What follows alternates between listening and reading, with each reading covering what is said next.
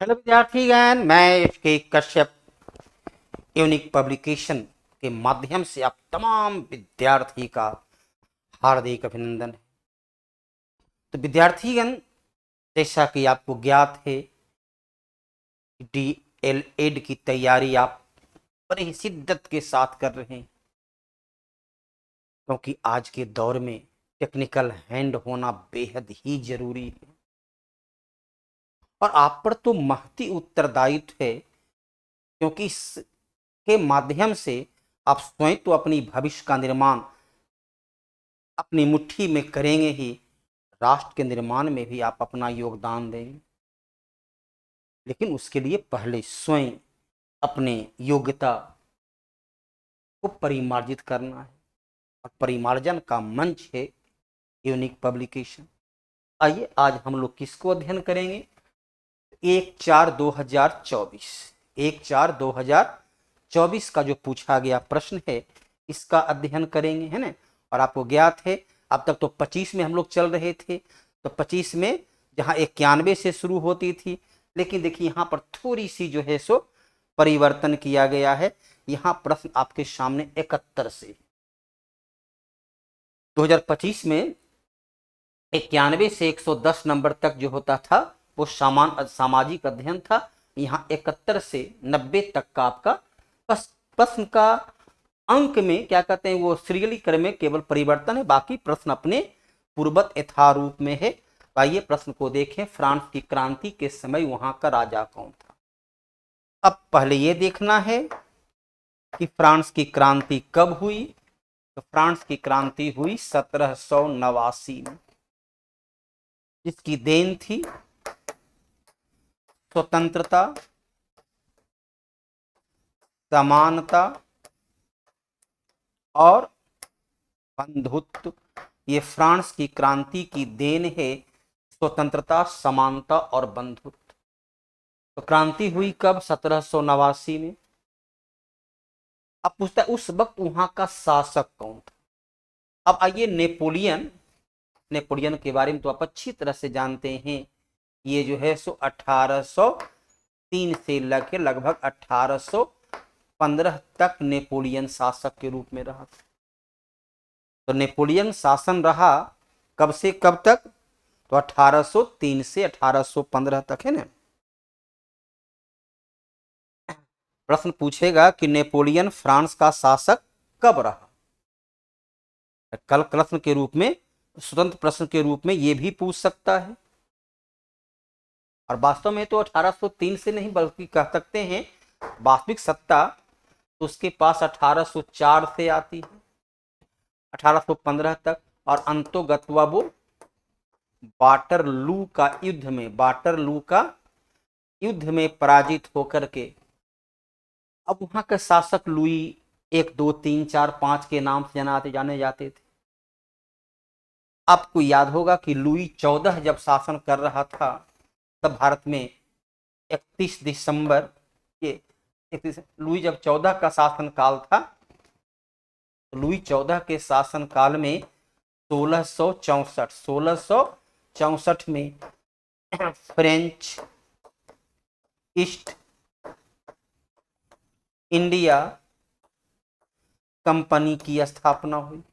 तब स्वाभाविक सी बात है, ये घटना 1789 का है, ये 1664 का है, तो का जिन मरबे नहीं किया, अमर होकर आया था, ये होगा नहीं। और जब नाम को वहां संख्या 1 2 3 4 तो लुई फिलिप तो ऐसे ही खत्म हो गया, बचा कौन? एकमात्र लुई 16।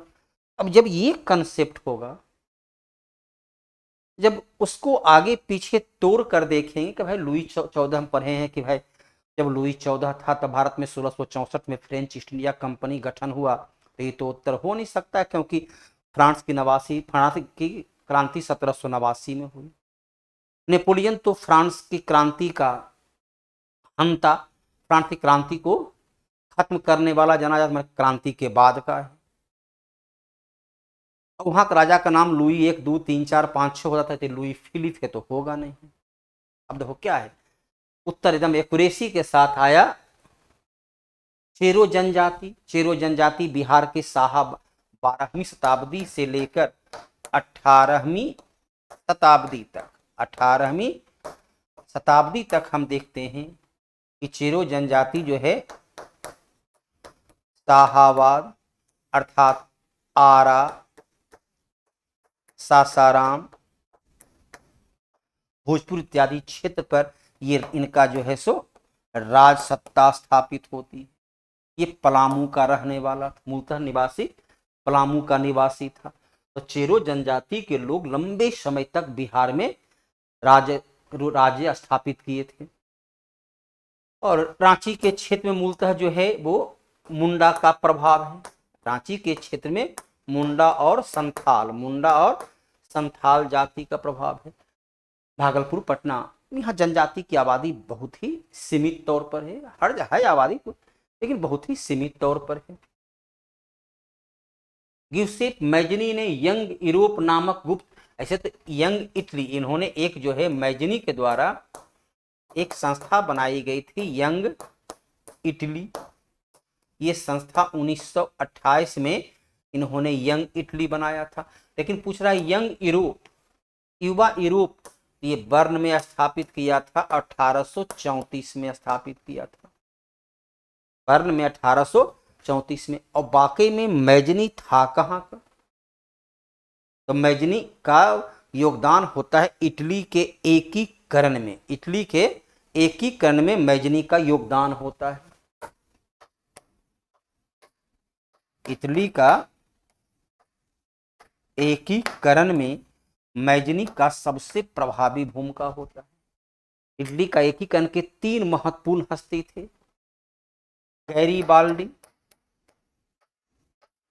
गैरीबाल्डी, जिसे इटली का तलवार या क्रांति का तलवार की उपाधि देते हैं। काउंट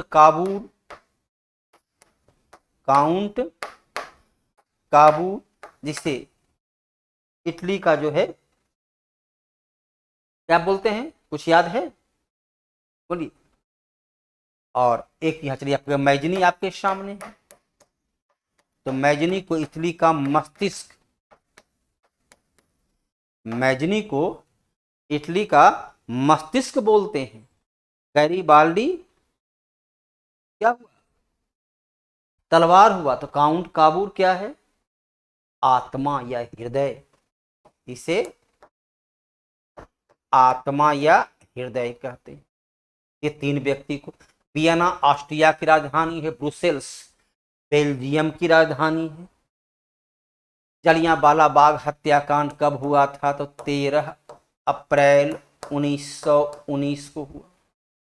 इस घटना के समय पंजाब का एलजी लेफ्टिनेंट गवर्नर कौन हुआ करता था? तो हुआ करता था पंजाब का लेफ्टिनेंट गवर्नर ओ डायर। और वो पुलिस अधिकारी जिसने गोली चलाने का आदेश दिया वो था आर डायर।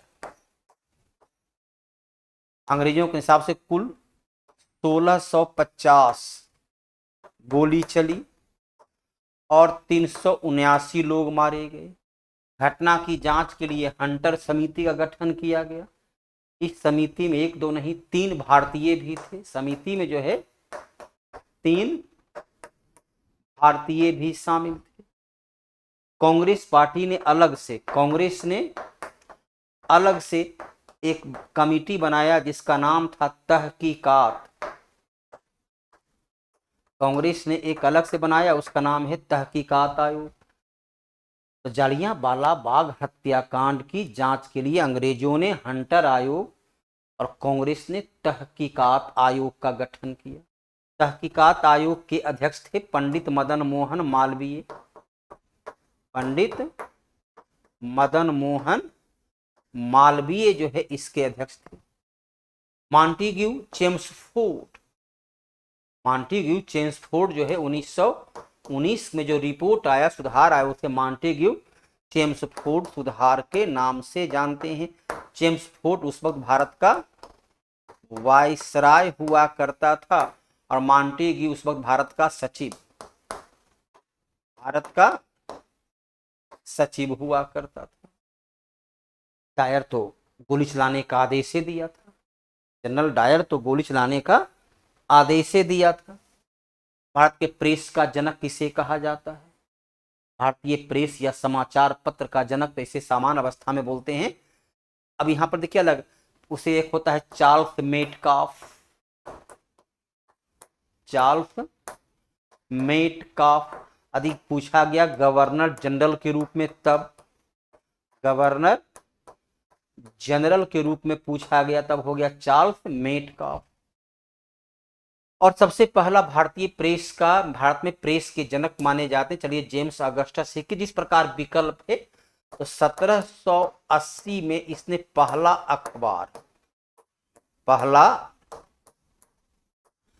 अखबार का प्रकाशन किया जिसका नाम था बंगाल गजट। पहला अखबार और प्रथम भारतीय अखबार को यदि हम बात करें, प्रथम भारतीय अखबार तब 1821 में राजा राम मोहन राय के द्वारा जो निकाला गया उसका नाम था संवाद कौमुदी। आचार्य विनोबा भावे का इतिहास के पन्नों पर तो यकीनन तौर पर आप लोग जानते होंगे, इन्होंने जो है सो भूदान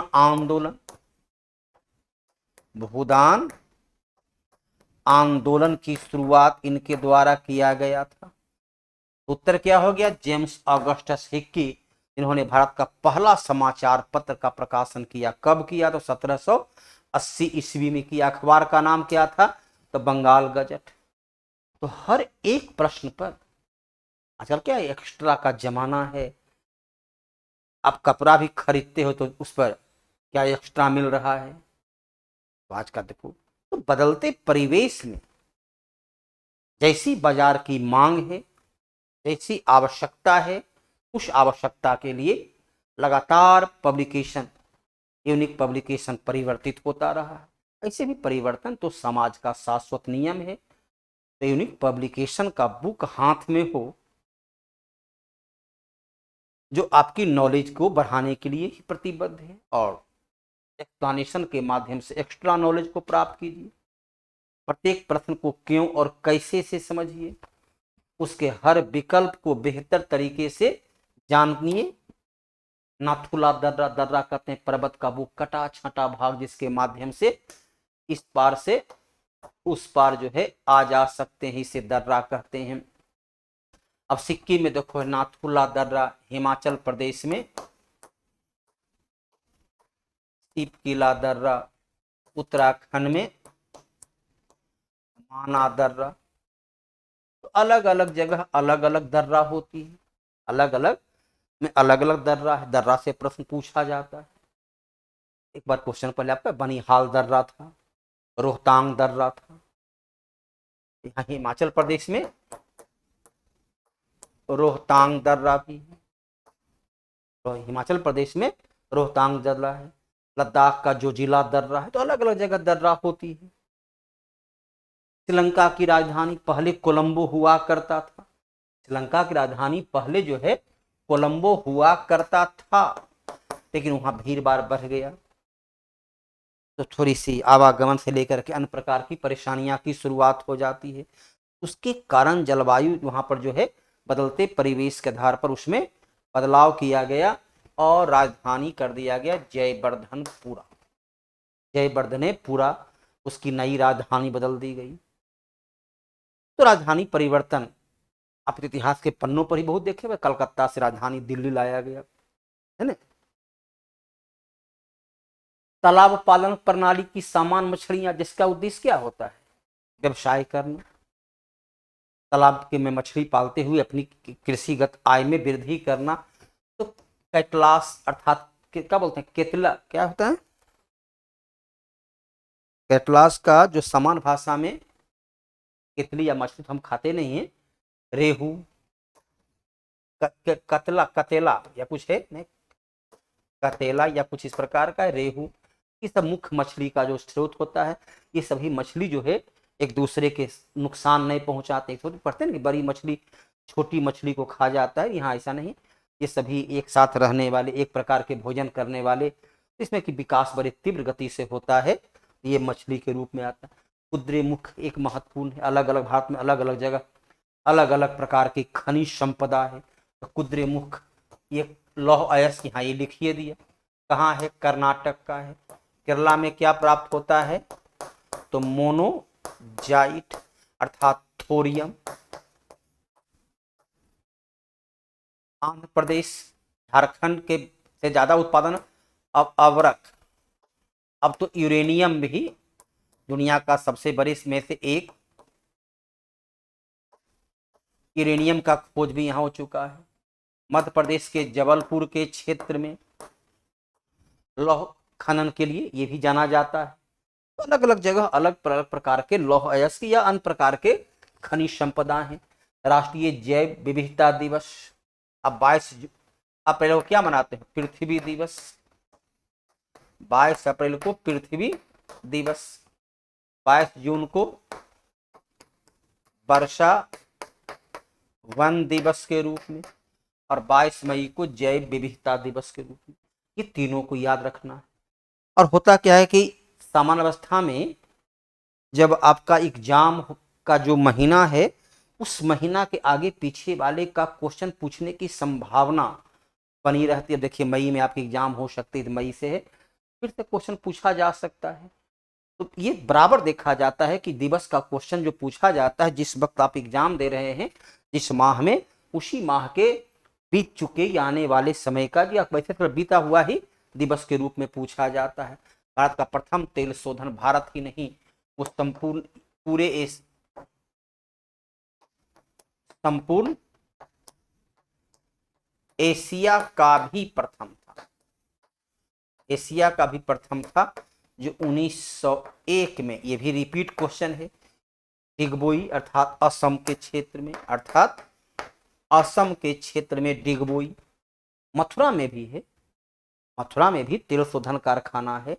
बरौनी बिहार में भी है, 1964 में इसका काम शुरू हो जाता है। बरौनी में भी तेल शोधन कारखाना है, मथुरा में भी तेल शोधन कारखाना है।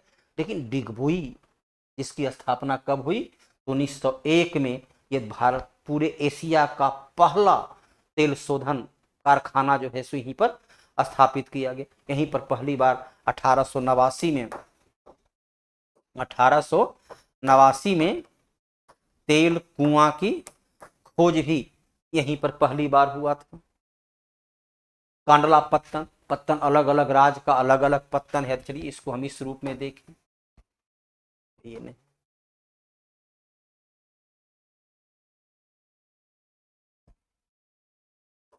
थोड़ा सा दक्षिण भारत कुछ इस प्रकार है ना। यहाँ पर देखो पश्चिम बंगाल है, यहाँ पर वेस्ट बंगाल है। तो वेस्ट बंगाल में कौन कौन है, हल्दिया,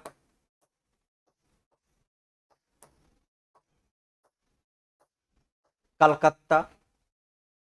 यहाँ पर चलिए आइए उड़ीसा, उड़ीसा का है पारादीप। उसके बाद है आंध्र प्रदेश, विशाखापट्टनम। उसके बाद है तमिलनाडु, तमिलनाडु में मद्रास और तूतीकोरन, तूतीकोरन बंदरगाह है। यहाँ पर आइए केरल, केरल में है कोचीन बंदरगाह। उसके बाद है कर्नाटक, तो कर्नाटक में है मंगलोर बंदरगाह। उसके बाद है गोवा, गोवा में है मुर्मा गोवा बंदरगाह। उसके बाद है महाराष्ट्र, तो महाराष्ट्र में है मुंबई और नेहवा सेवा बंदरगाह। उसके बाद है गुजरात, तो गुजरात में है कांडला बंदरगाह। अब देखिए कांडला बंदरगाह कहाँ है, देखिए गुजरात में।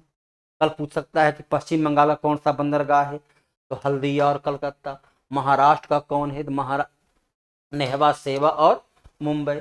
गोवा का कौन है, तो मुर्मा गोवा। अब बोलो यहाँ पर कितने बंदरगाह से जुड़े हुए, इतने महत्वपूर्ण महत्वपूर्ण, इतना बंदरगाह याद रखोगे, इससे अधिक प्रश्न पूछने की कोई संभावना नहीं है।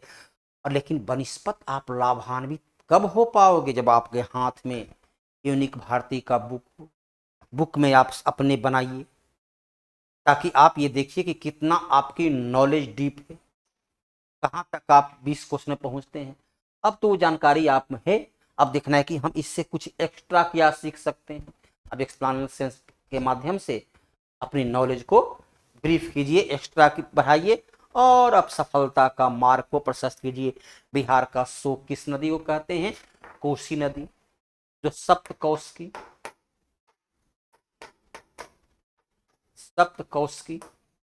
नेपाल से निकलती है, इस नेपाल हिमालय से निकलती है।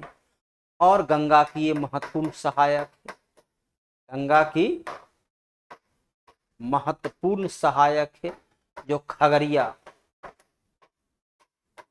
में गंगा में मिल जाती है। सोन नदी मध्य प्रदेश के अमरकंटक से निकलती है, और ये बिहार में पटना के पास गंगा में मिल जाती है।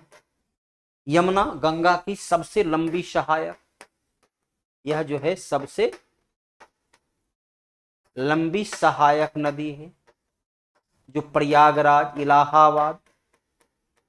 प्रयागराज में गंगा में मिल जाती है।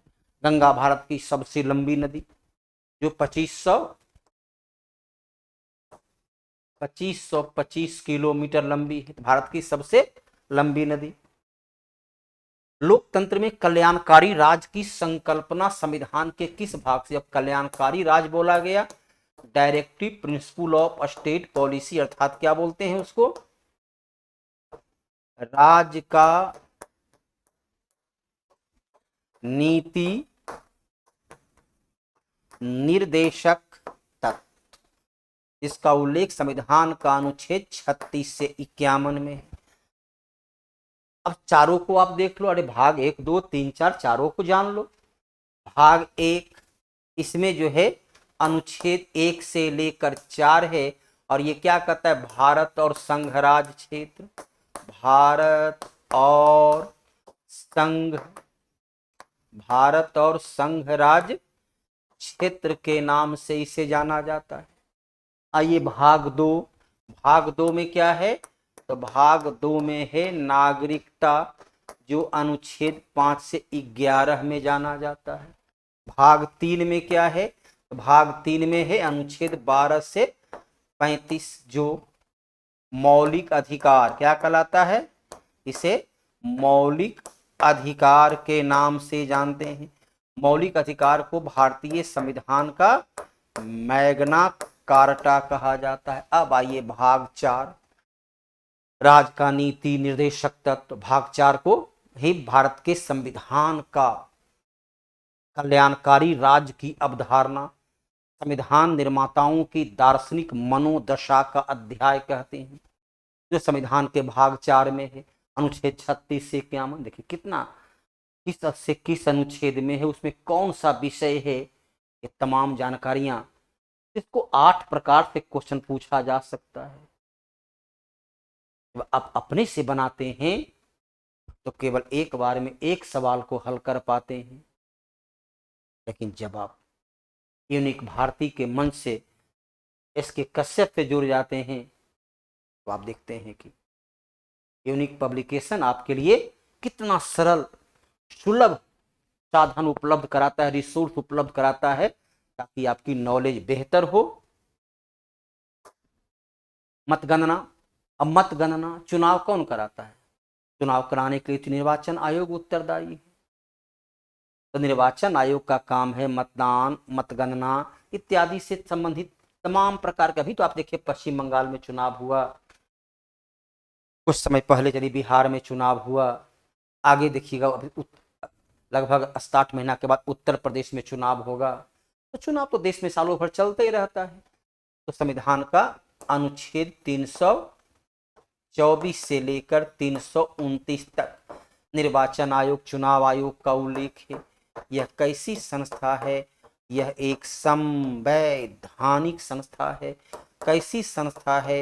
यह एक स्वायत्त शासी संस्था है। यह जो है राष्ट्रपति का चुनाव भी यही कराता है। राज्यपाल और प्रधानमंत्री इन दोनों की तो नियुक्ति होती है। इन दोनों की क्या होती है? इन दोनों की नियुक्ति होती है। राष्ट्रपति का निर्वाचन होता है और शांतिपूर्ण, स्वतंत्र और निष्पक्ष चुनाव कराने के लिए निर्वाचन आयोग था। लोकतंत्र में निष्पक्ष और स्वतंत्र चुनाव होना लोकतंत्र की सबसे महत्वपूर्ण पहलू होती है। लोकसभा को इंग्लैंड में क्या कहा जाता है? हम लोग जिसे लोकसभा बोलते हैं, क्योंकि हमने संसदीय प्रणाली कहाँ से लिया है? इंग्लैंड से लिया है। इंग्लैंड की संसदीय प्रणाली को हम लोगों ने अपनाया। संसदीय प्रणाली हमने कहाँ से लिया? तो इंग्लैंड से लिया। इंग्लैंड में हाउस ऑफ कॉमन्स, यही आपका हुआ लोकसभा, और उच्च सदन को वहां बोलते हैं लॉर्ड सभा। लॉर्ड सभा इसे हम लोग बोलते हैं राज्यसभा, और इसे बोलते हैं हम लोग लोकसभा। भारतीय संसद का 2 सदन। लोकसभा क्या बोलते हैं? लोकसभा को प्रथम एवं निम्न सदन। राज्यसभा को क्या बोलते हैं?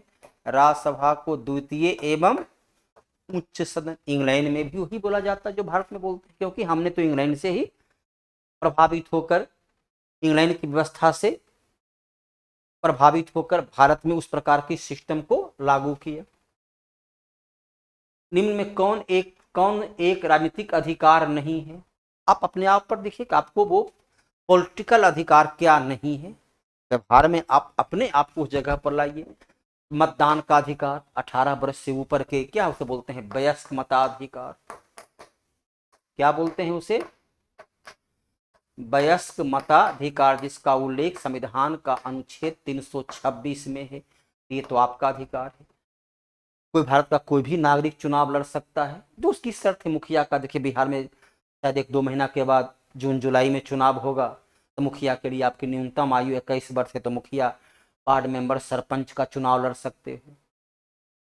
विधानसभा का लड़ना है तो 25 वर्ष है, तो आप चुनाव लड़ सकते हो कहीं। किसी के धर्म को स्वीकार करने, राजनीति में और धर्म दोनों तो अलग अलग चीजें। तो ये तो हमारे संविधान का अनुच्छेद 25 के तहत क्या है?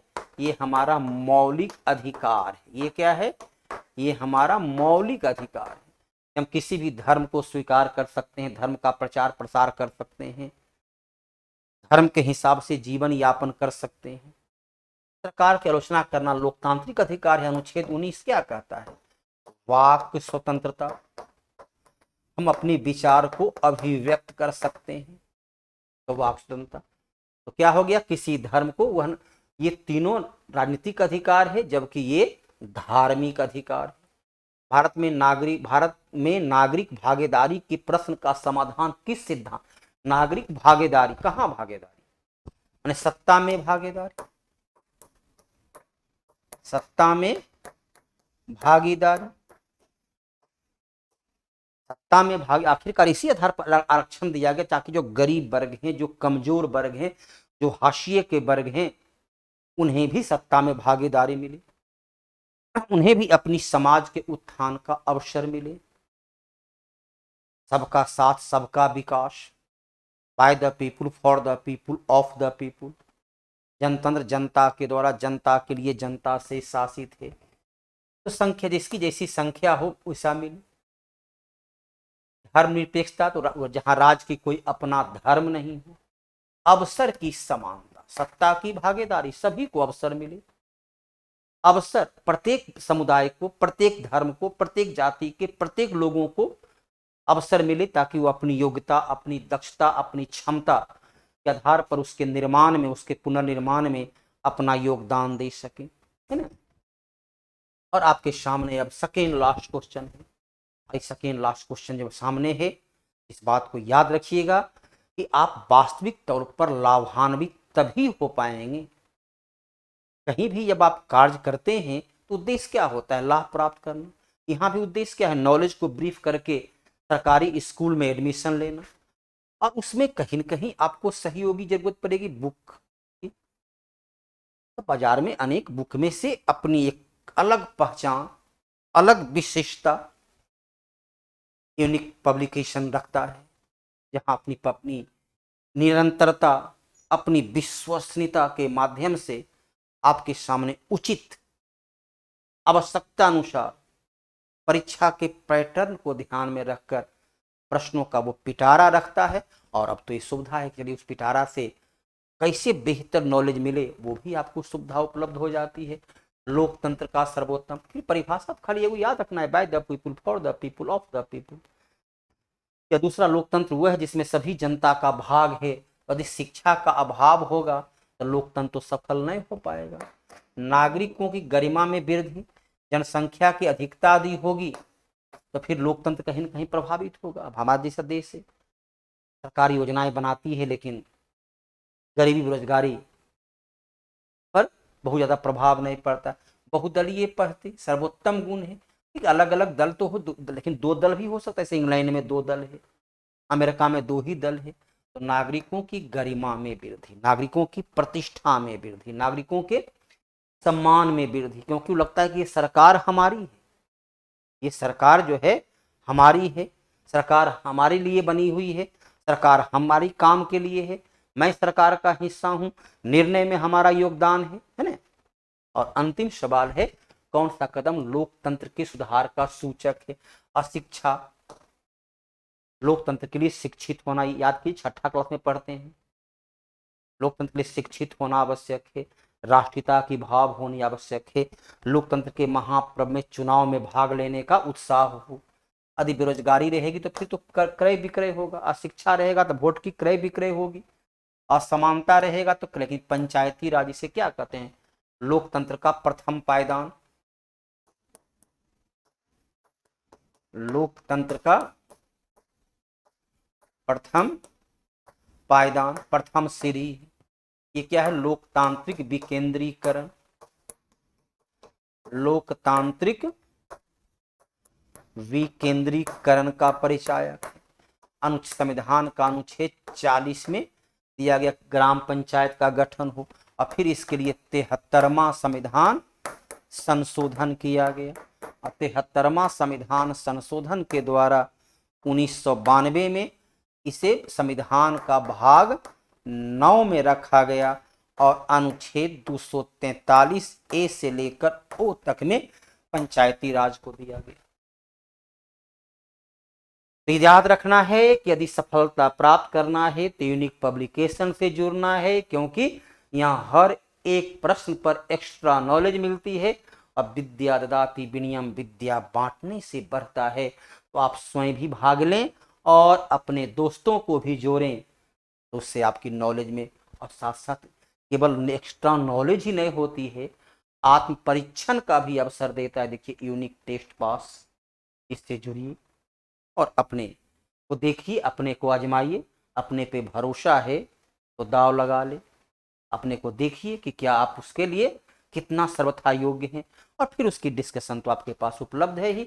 और उसके लिए करना क्या है? यूनिक ज्ञान ऑफिशियल ऐप से जुड़ना है, डाउनलोड कर लीजिए। यदि दिक्कत आपको होती है, अरे यहाँ पर हेल्पलाइन नंबर है, नंबर से तो बात करने में कोई दिक्कत नहीं होगी, कॉन्टेक्ट कीजिए और सफलता का मार्ग प्रशस्त कीजिए। आज के सेशन को यहीं पर विराम देते हैं, पुनः अगले दिन फिर नए प्रीवियस ईयर क्वेश्चन को लेकर प्रत्येक प्रश्न को क्यों और कैसे के साथ विश्लेषणात्मक तरीके से अध्ययन करेंगे। क्लास को आज विराम देते हैं। धन्यवाद। जय हिंद।